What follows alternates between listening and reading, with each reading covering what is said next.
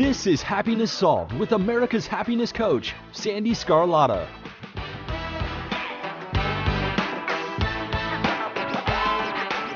Hello, and thank you for joining us today. I'm so happy you're here. Happiness Solved is the place where we explore everything you need to become the best possible version of you. This is Sandee Sgarlata, and today I've got some exciting news for our dedicated listeners. We've just launched our exclusive members-only portal. This is your ticket to a world of additional content designed to deepen your understanding and engagement with the Happiness Solved mission. To learn more about all of the exciting benefits, stay tuned until the end of the episode where I will explain in greater detail. For those interested now, head over to happinesssolved.supercast.com. Today is another amazing conversation, so let's get started.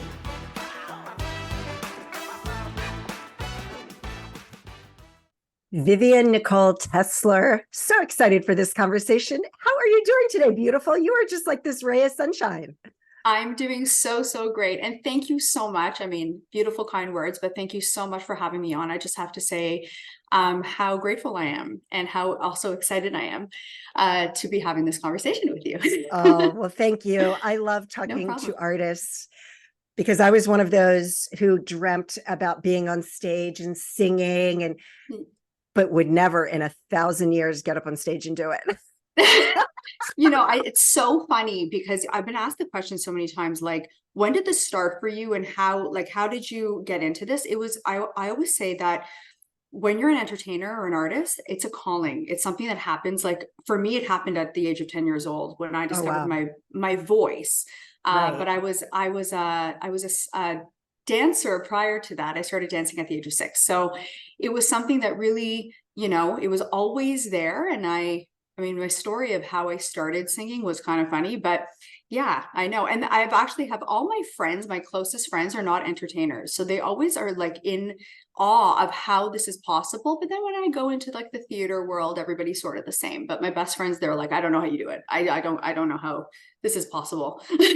Yeah. But you know what? Sometimes it's nice to surround yourself with people that have nothing to do with what you do for a living because you don't want to talk about it. It's right? True. It's true.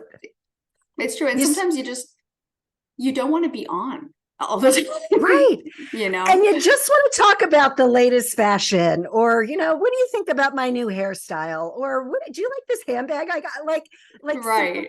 Mindless girlfriend talk is just like, we need that as women, right? Totally. Exactly. I think this is why, I mean, I don't know. I started doing this whole trend of like not having entertainment people be my best friends, but it started as a young kid where my best friends were not in it. So I think I was separated it, which was super interesting, from like a young age. But anyway, yeah, that was my interesting duality of a person. I told you before, I have like 15 people inside of me, but that was my duality. And we're gonna get to some of those people. I don't know if we can get to all 15. We don't have time for that. The next one. All right. So Vivian Nicole, you're an entertainer, singer. How did you get into it? You said it's a funny story. So can you tell us how this all evolved for you? Because you're really doing some great things like worldwide, which is incredible. Thank you so much. Okay. So how do I even start this? It started for me when I was a young child. So my sister was actually put into a dance school, the simple ballet and jazz and tap. And my parents, who are actually immigrants I originally am from Canada. They were immigrants to Canada from Europe. They did the standard thing. Okay, we're going to put this kid in, and then we're going to put this kid in. My sister was awesome. She was super great. It was something that she really loved to do. But with me, it was something that it was very apparent that this kid needs to be, the way that it transpired was this kid needs to be a competitive dancer. It started in a dance school. Okay. So that happened at the age of 6. And so I just, was thrown in. I had 1 year of dance. I was thrown into the competitive world of dance. And anybody who's a competitive dancer knows what that is. And it just kind of snowballed from there. Where I found my voice, because dance and, acting as well was in there, but, primarily dance. Where I found my voice happened when I was 10 years old. And I like to tell the story that I was, kind of like the girls were in the change room and everybody was talking, and I was kind of humming to myself or singing a song, like all kids do, like very, frivolously, not Yeah. caring and what anyone thinks of you. And the kids started turning around. That's what I remember. And they were like, "Can you sing that again?" So I did. And Wow. one of the kids, I think she may have started my career, I don't know, but one of the kids ran out to my dance studio owner and brought her in and said, "You need to hear her voice." And so Wow. there was like a whole little audience there, and I just, complied and did the whole singing, performing thing. And that, honestly, to cut a long story short, really snowballed into musical theater solos. That my teacher said, "This is something, singing, dancing, acting. Let's combine it. Let's do musical theater solos. You can use your voice, you can dance." And that went on until I was about 18 years old. Wow. So that's the story of how it, very primitively started.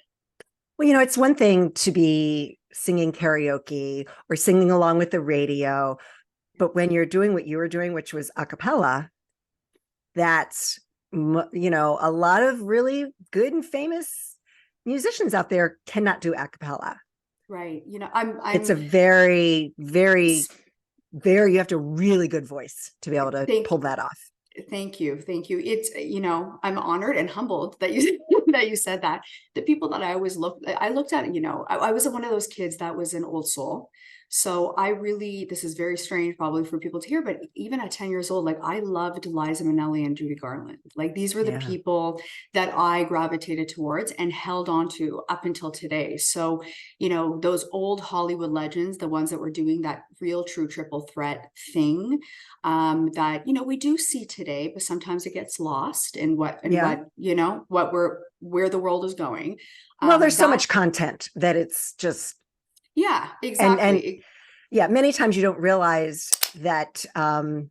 Who was it? I was watching a movie recently, and it was Ryan Reynolds, and he started singing, and it was like, whoa. Oh no, it wasn't a movie. It was like a YouTube clip that Ryan Reynolds did with, oh my gosh, I can't believe it. He's so famous, and the name's escaping me because I'm really bad with remembering names, but it was just kind of like a little funny thing. His voice was incredible. Right. Right. A lot of the times, many of them are triple threats, but they're entering the business through acting or singing or, I think, Gaga is a really good example. Oh my gosh. Right? I was just about to say Lady Gaga. Yeah, exactly. So, I mean, I remember even when I was, auditioning as a young child, it was always like, what could you do? All I can sing, I can dance, I can act. Actually, later on in the game, it became, but what are you? Like, what are you? What one thing are you? And I'm like, but I'm all three. I'm the true triple threat, so that was a little bit frustrating, I remember later on. But now I found a way through writing music and creating my own little world where I can, bring all three of those together. So I'm excited about it. Yeah. So I want to back up a bit, because you said that when you were younger, you loved listening to some of these older triple threats that 10-year-olds at your age would not have been listening to. Yes. Right. And I'm guessing, because as a singer, and I think, not everybody feels the same way about music. Like some people just like to listen to it. I think everybody would agree. We all love music. It affects people differently. Right. Right. Like for me, because I'm a writer, the lyrics are what speak to me. And then if you have a great tune or, song along with it, that's even better. For you, it sounded like you knew at that young age that it fed your soul. Like it was at a different level that you weren't even aware of.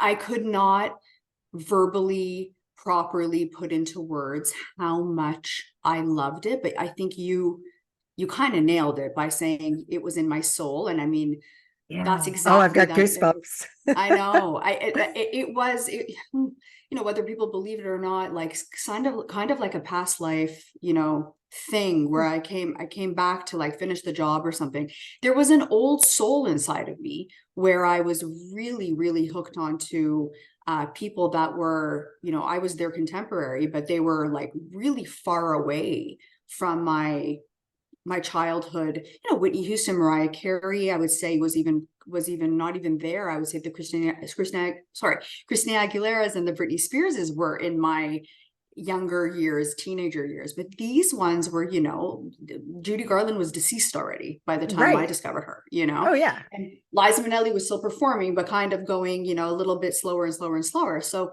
you know, you said actually something very interesting about you're a writer and you like telling the story, the lyrics really speak to you. I was telling those stories on stage as a musical theater performer at a very young age, possibly not really understanding what I was saying as opposed to understanding it today. But I was forced to learn those lyrics, learn those words, and tell the story through performance. So there was that real big understanding, especially as somebody who started out in the theater, you know, what impact storytelling makes on a performance, you know? So, yeah. I wanted to touch on that. Yeah. Well, you know, and the thing is in order to really, like when let's just Lady Gaga, for example. Right. And when just the movie The Star is Born, because that was just, you really saw her acting skills kind of come together with her voice. Right. When you hear her sing those lyrics, it's so deep that you have to be feeling it. Like, I can't imagine that you could really, it would sound that good if it wasn't really coming from your heart. Totally. And you're touching on a lot of really cool ideas, because you know, singing and songwriting for me came a little bit later on. And I started as a performer, somebody who would sing and perform and emote other people's lyrics. And with the singing and the performing of other people's lyrics, the only way I, at least for me, I could relate to it was relating it to something in my life. That's the way that I drew, right? And with her specifically writing and performing those songs, I mean, that's the beautiful part about being a singer-songwriter, is that you're not necessarily having to do what I did to draw that emotion from, you know, that's the difference, I think, between theater, and I think that's what we're saying with theater and singing and songwriting. So yeah, I know. But she had to do it on film, and she had to do it in a way where, but she did write it. So at the end of the day, you know. Oh, did she? Yeah, I wasn't even aware of that.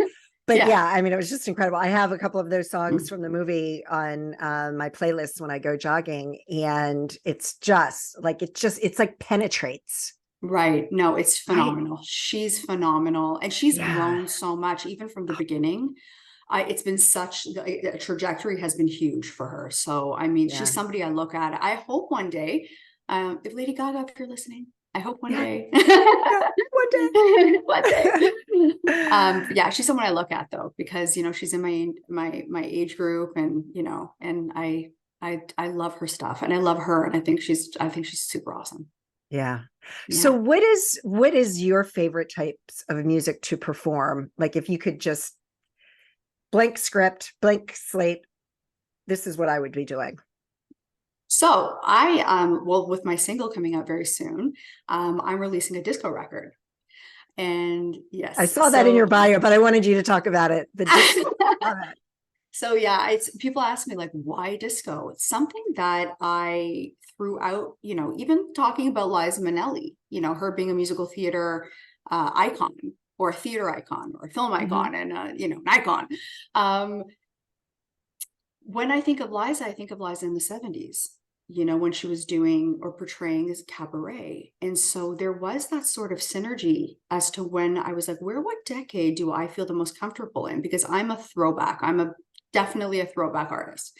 And it was something that I felt was the right space for me to be in to introduce myself. It really had all of the elements of Vivian Nicole Tesler that would make a lot of sense when, you know, coming out to the world. thoughts that I'm having even for a secondary record fall in line with stuff from the 60s. I love jazz. I love it. I love it. Starting off in the theater world, there is a correlation there. But we need to see where this goes. And I would probably want to talk about that later. But yeah, that's sort of where my head's going. And I think what people need to know about me the most is that I love telling stories, and I love telling historical stories, stuff from the past. Yeah, that people maybe in my generation, even people that are older than me or younger than me, may not have heard, and some of the things that came into play in that time period that shaped us today, like why are we where we are?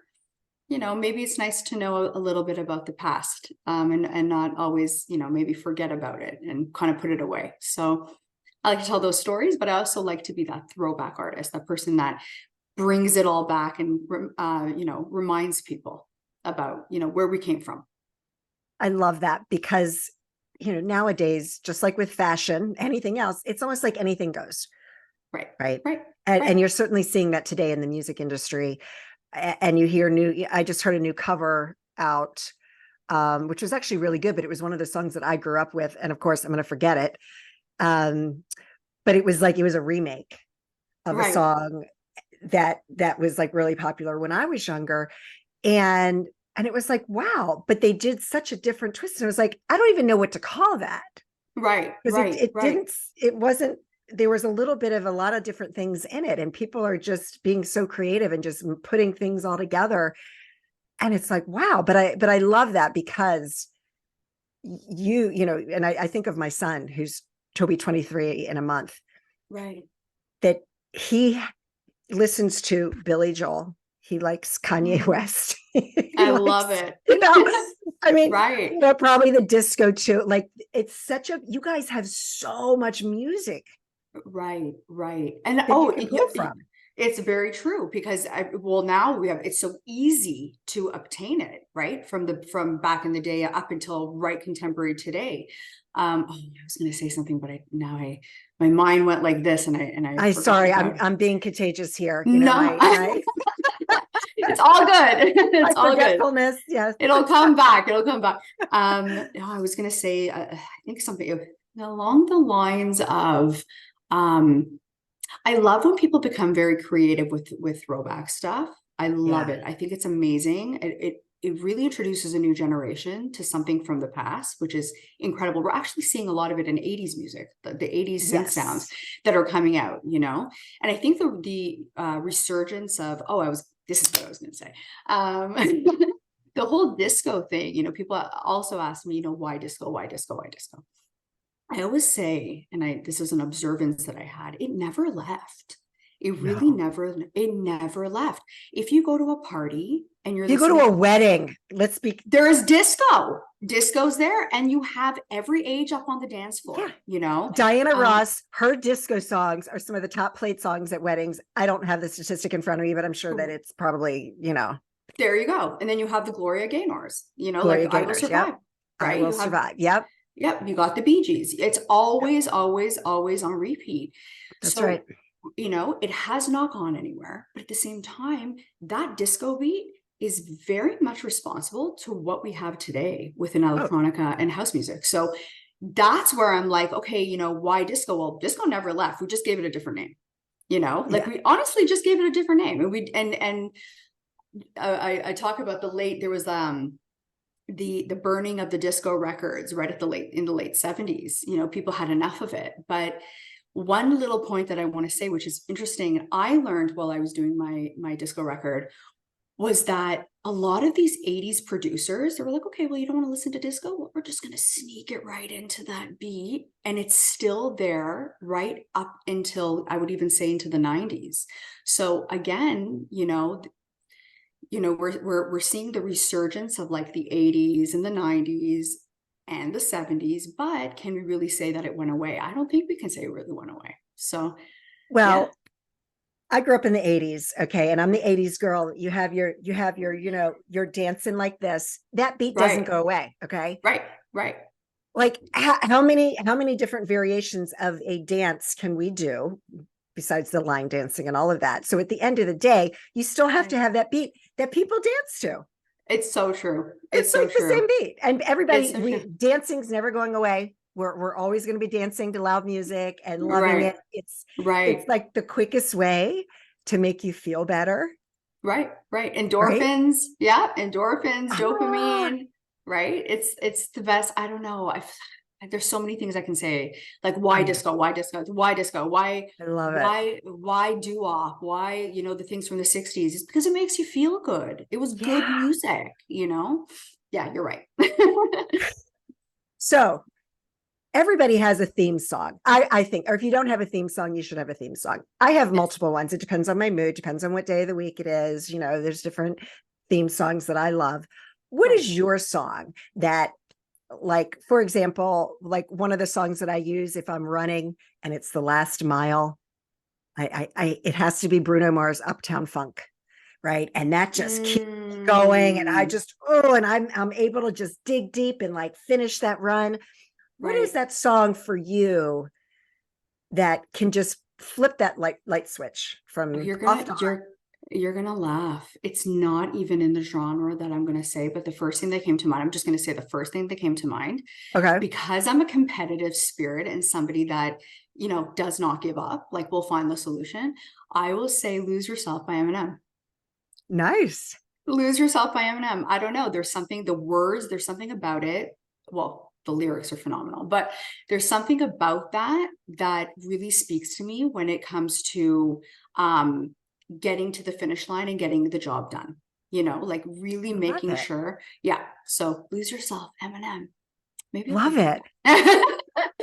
I love that, because at the end of the day, like when you have your song, it needs to be something that speaks to you, that the lyrics, I don't know, the whole thing, like it just kind of fills you up, it gives you goosebumps. It just makes you want to just conquer the world. Right. But Uptown Funk is so great. And I love Isn't that great? Mars. I love Bruno Mars. I just saw him in concert. Oh my goodness. I just saw him in concert not that long ago. Talk about somebody who is again a throwback and again doing the triple threat thing, so totally. Oh my God, much respect to him. Love him. Like I can't even say it enough. I mean, at this concert, he sat down at the piano and was doing ballads. There was doo-wop in there. Yeah. They were dancing, doing the doo-wop dancing, kind of like the whole line. Like he had his band, because I love it when they use the trumpets. Oh my God. I love it. Love it. Love that. And the guys playing the trumpet, the sax, and the trombone were dancing in sequence together. And it was like, wow, but that's just incredible. Where are we seeing this? Like, again, this is going back to, back in the day, he's pulling from back in the day, which I know if I ever met Bruno Mars, there would be a meeting of the mind in that, in the magic of yesterday, in the magic of yesterday's music. So I love what he's doing. I know. And it's basically choreography and music together. It's incredible. It's theatrical. It's theater. Theatrical. Yeah. It's theatrical. Exactly. And it was a check mark on my bucket list. And unfortunately, you were not allowed to bring cell phones inside. So I was like, I have nothing. Oh my goodness. That's heartbreaking. My concert before that was Maroon 5. And I had front row center stage. And I have so many amazing pictures of Adam Levine that I have nothing of Bruno Mars. I'm so bummed, but what are you going to do? You have to respect his privacy and how he wants to do it.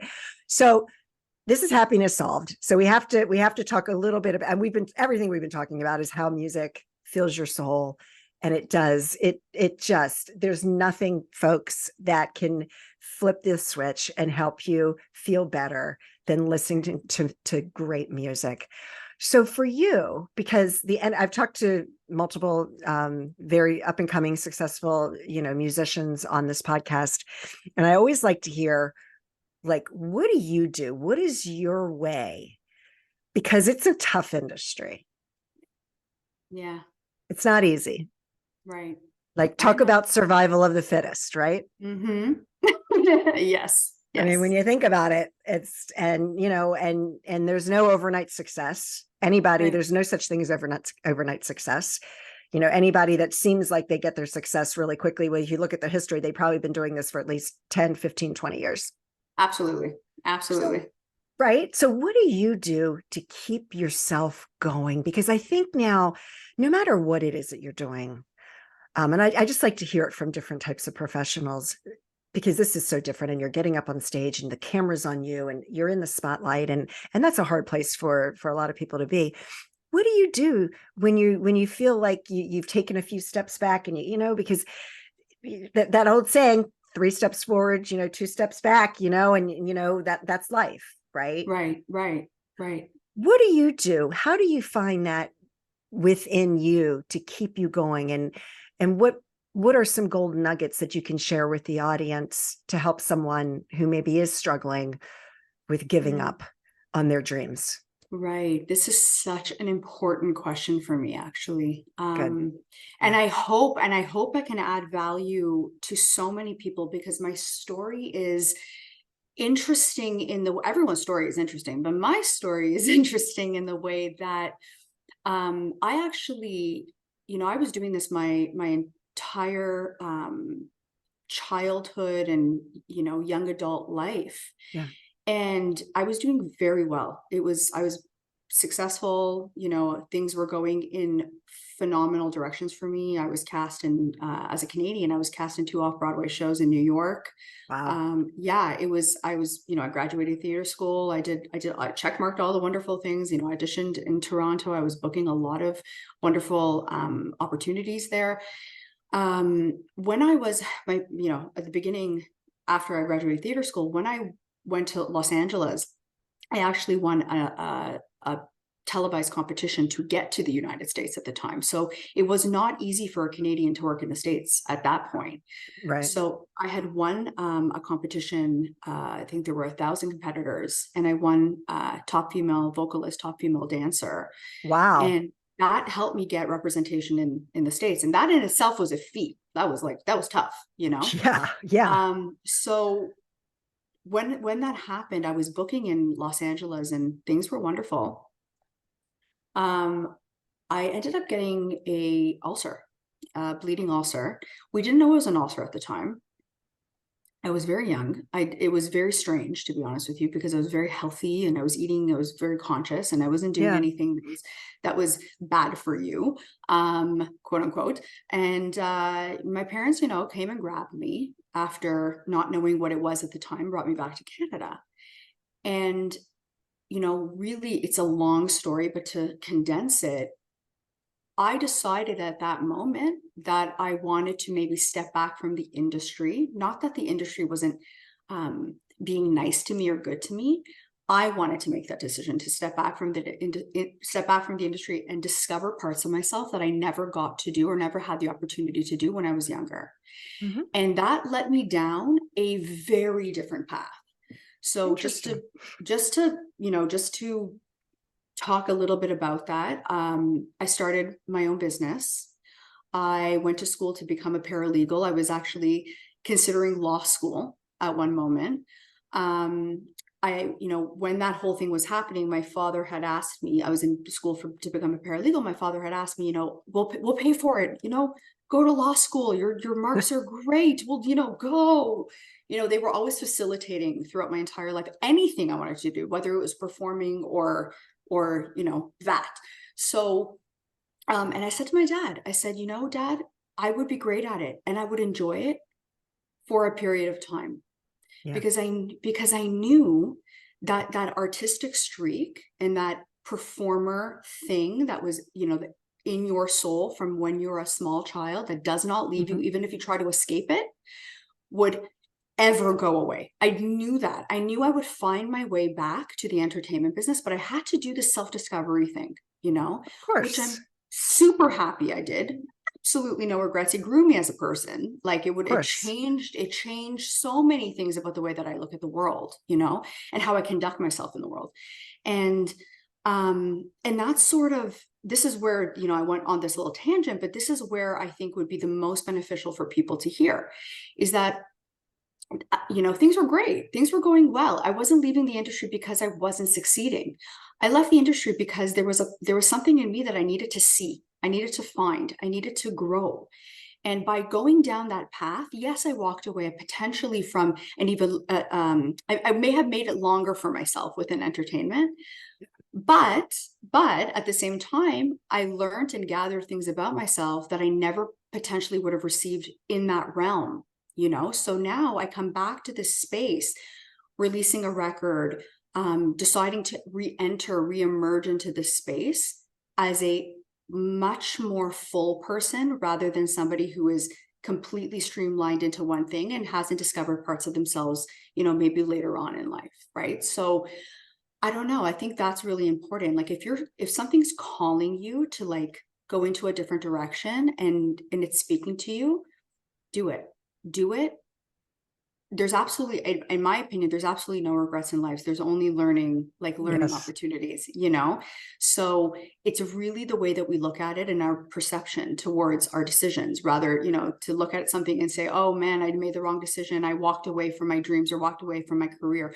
Or did I walk towards myself? And now I come back as a fuller person, somebody that's able to give more in the songwriting space and more in the performing space, because now I know more parts of myself.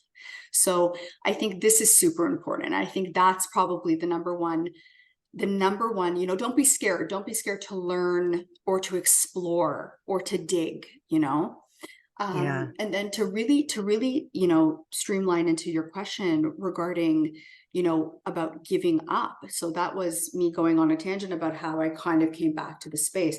What I learned was when I went through all these experiences, this burning desire that I had to be on the stage and to finish the job had never gone away. And yes, I learned parts of myself. Yes, I understood things that I needed to grow and things that I needed to improve on in other realms, business being one of them. But I come back to it and I'm like, okay, now I'm a full person. Now I'm fuller person. There's still always growth to be had, but I'm a fuller person and I'm capable of giving and even receiving in a way that I wasn't able to do before. I love it. Yeah. I just grabbed my phone because I want to quote something and I don't want to mess it up because my memory I'm already 2 for 2 of forgetting things while we're talking. And so it's cool. You're forgiven. Oh, thank you. There we go. Okay. So this just came up to me, but so I wanted to make sure that I had this quote from Steve Jobs, because as you get older in life, and this is what sums it up. You can't connect the dots looking forward. You can only connect them looking backwards. That's perfect. And then it just says, so you have to trust that the dots will somehow connect in your future. And it's so true. And that's what you were just saying, Yeah. Sometimes we have to do that. And I was saying it before, sometimes you have to take a few steps back before you can go forward. Slow down to speed up. I'm at that phase in my life right now where I've been slowing down to speed up. I haven't been doing very many podcast interviews because I have so much content that I don't need to do any podcast interviews. So, right.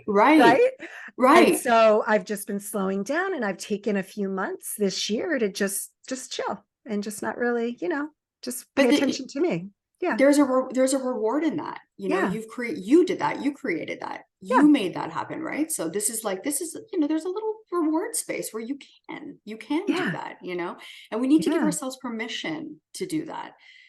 It's tough. Absolutely. For go-getters, it's tough. Yeah. It's very tough because I know for me, it's hard not to beat the crap out of myself, in your mind, you just start beating yourself up, and it's like, okay, have some grace. It's okay. It's okay. You don't have to be this productive machine 7 days a week.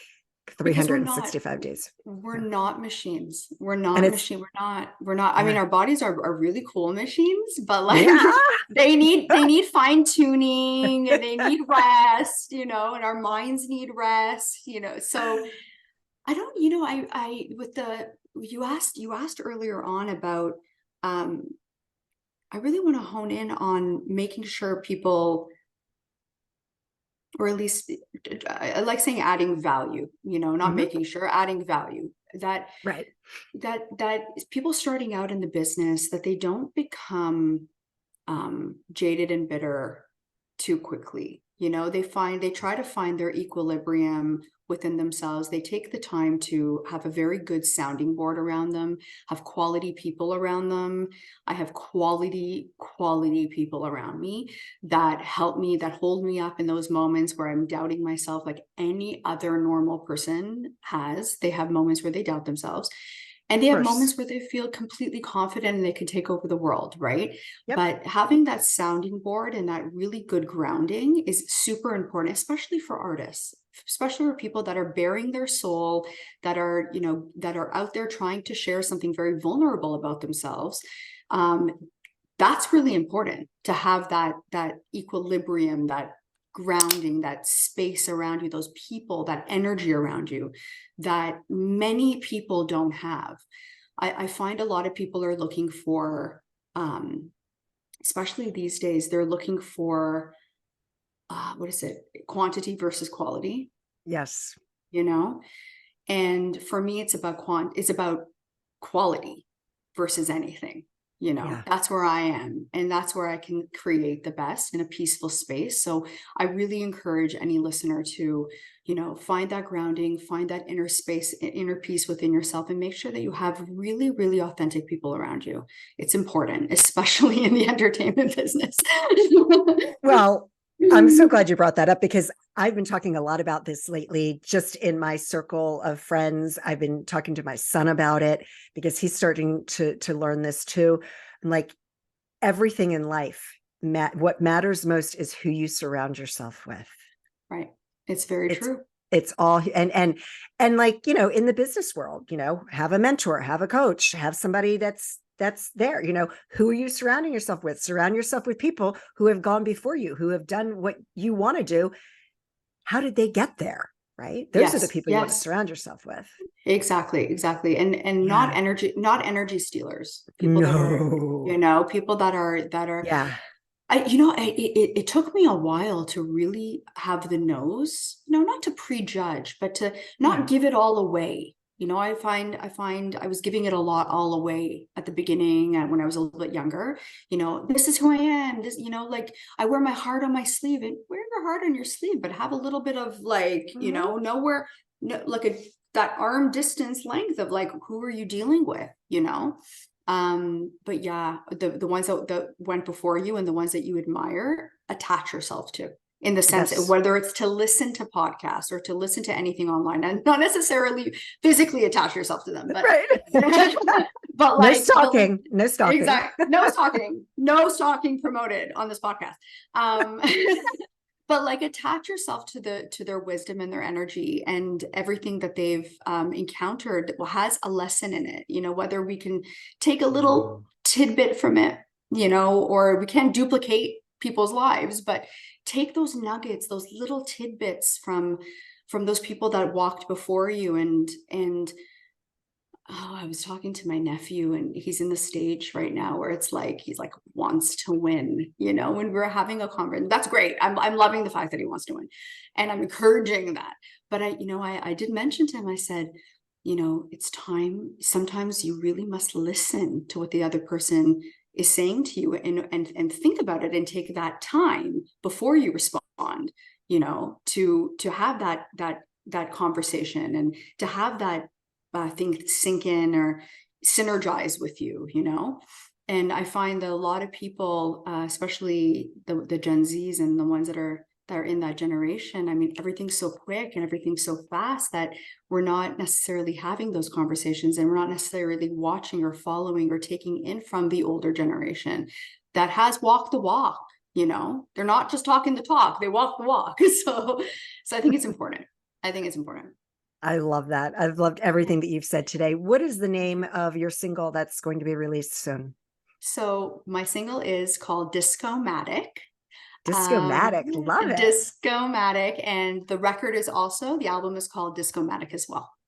Love it. Oh my gosh. Is there anything else you want to share with the audience, and how can people, what's the best way to follow you? Oh, wow. So you can find me on Instagram, Vivian Nicole Tesler. That's my handle. I do have a website, same thing, viviannicoletesler.com. And TikTok, same thing, Vivian Nicole Tesler. And I'm on Threads as well, which is, attached to my Instagram account. So you can all, find me and follow me there. And yeah, and I'm very interactive. So if you guys want to shoot me a question or, talk to me about anything, I'm super open, and just nice comments, people, really nice things. Yes.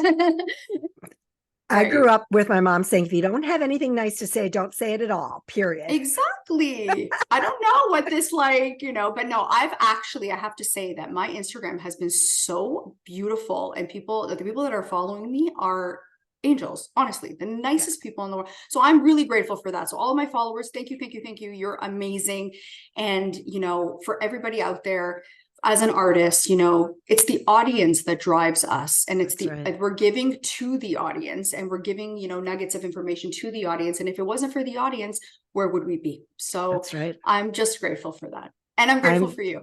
Oh, Vivian Nicole, I'm so grateful for you. And I'm grateful for my audience, because I am now ranked in the top 1% worldwide. And Wow. I'm so grateful for that out of 5 million podcasts. So yes.